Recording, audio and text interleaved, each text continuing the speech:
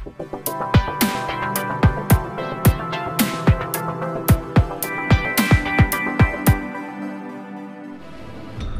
तालुक्यात सध्या शालेय महाविद्यालय कामासाठी विद्यार्थी यांना शासकीय दाखल्यांची आवश्यकता आहे।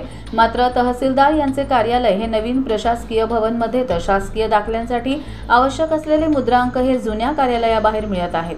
दरम्यान शासकीय दाखल्यांसाठी धावपळ करणाऱ्या पालकांना कर्जत शहरात 2 कार्यालयांचा फेरा मारावा लागत आहे।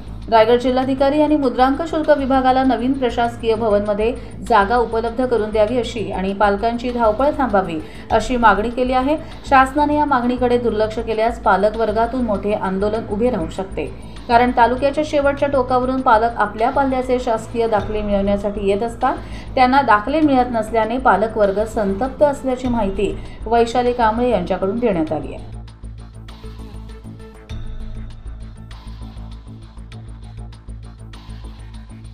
कर्जत लाईव्हसाठी संतोष परणे, कर्जत।